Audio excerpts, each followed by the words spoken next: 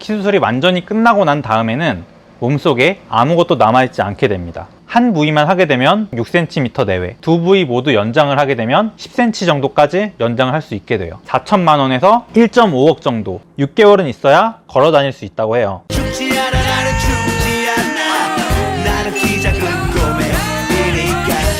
안녕하세요, 키파인더입니다. 저는 곧 키 수술을 할 예정이에요. 키 수술은 어떻게 하는 걸까요? 유튜브에 키 수술 검색해보면 전부 병원 측 영상뿐이에요. 물론 의사 선생님들께서 거짓말을 할 리는 없지만 혹시나 숨기는 게 있을 수도 있잖아요. 어쨌든 병원도 영리단체니까요. 그래서 제가 직접 받을 수술이기 때문에 꼼꼼하게 알아봤습니다. 키 수술이 어떻게 진행되는지 정말 간단하게 핵심만 말씀드릴게요. 먼저 종아리나 허벅지 뼈를 자르고요. 거기 안에 철심을 넣습니다. 그리고 이 철심을 늘려서 뼈를 재생시켜요. 뼈가 길어졌죠? 마지막으로 근육을 재활운동을 통해서 늘립니다. 2년 후에 이 철심을 제거해요. 그래서 키 수술이 완전히 끝나고 난 다음에는 몸속에 아무것도 남아있지 않게 됩니다. 이게 키 수술의 큰 흐름이에요. 물론 종류에 따라 방법이 조금씩은 다른데 이 틀을 벗어나진 않아요. 그러면 키가 얼마나 커질 수가 있느냐? 제가 아까 종아리나 허벅지를 자른다고 했죠? 한 부위당 보통 6cm 정도를 연장합니다. 그래서 한 부위만 하게 되면 6cm 내외, 종아리, 허벅지 두 부위 모두 연장을 하게 되면 10cm 정도까지 연장을 할 수 있게 돼요. 물론 사람에 따라서 한 부위를 8cm에서 10cm까지 연장할 수 있다고는 하지만 이건 정말 어려워요. 왜일까요? 수술이 어려워서? 아닙니다. 수술 자체는 뼈를 자르고 거기 안에 철심을 넣는 게 끝이에요. 수술이 끝나고 밖에서 이 철심을 늘릴 수가 있거든요. 그러면 뭐가 문제냐? 근육입니다. 뼈를 늘리는 방법은 뼈와 뼈 사이에서 뼈진이 생성돼서 뼈가 달라붙는 게 끝입니다. 그래서 뼈 연장에는 한계가 없어요. 그런데 근육 연장에는 한계가 있죠. 그렇기 때문에 한 부위를 8cm 이상 연장하는 게 정말 어려운 겁니다. 그리고 근육은 오직 재활운동으로만 늘릴 수가 있어요. 그래서 모든 키 수술 병원에서 재활운동을 강조하는 겁니다. 그렇기 때문에 키 수술은 의사의 역량도 중요하지만 환자 본인의 노력이 정말 중요해요. 성형수술처럼 그냥 돈을 내고 고통만 참으면 되겠지 하는 생각으로 하시면 절대 안 됩니다. 그러면 키 수술을 받은 다음에 일상생활로 돌아가기까지 얼마나 걸릴까요? 이것도 키 수술 방법에 따라서 사람에 따라서 재활운동 양에 따라서 정말 많이 차이가 나지만 평균적으로 말씀을 드릴게요. 보통 반년, 6개월은 있어야 걸어 다닐 수 있다고 해요. 그 전까지는 휠체어나 목발 생활을 해야 합니다. 휠체어와 목발의 차이점은 나중에 설명드릴게요.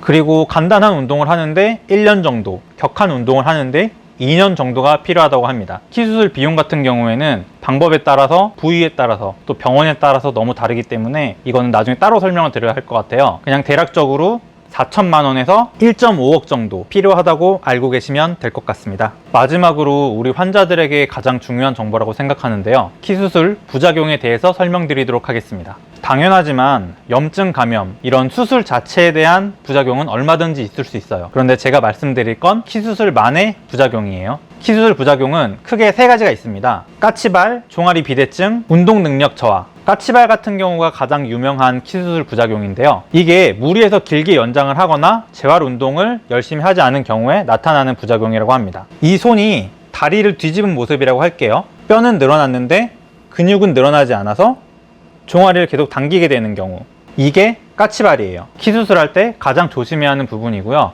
이것 때문에 재활 운동을 꼭 해야 합니다.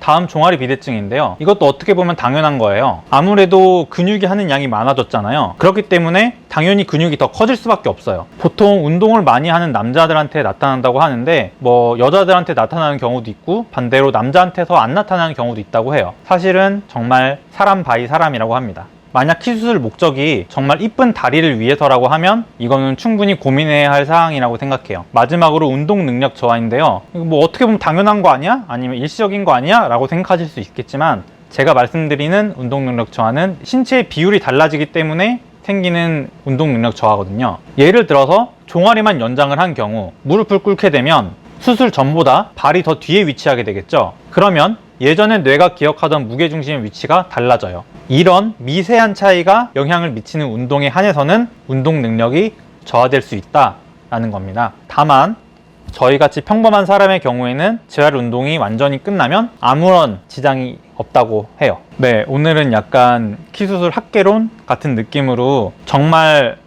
간략하게 전체적으로 설명을 드렸어요. 빠진 내용이 정말 많아서 오늘 말씀 못 드린 부분에 대해서는 꼭 정리해서 다시 올릴 거고요. 혹시 원하시는 정보가 있으신 분은 댓글 남겨주시면 다음 영상에 참고하도록 하겠습니다. 이 영상이 유익하셨다면 좋아요, 다른 영상이 궁금하시다면 구독 부탁드립니다. 시청해주셔서 감사합니다. 또 봐요.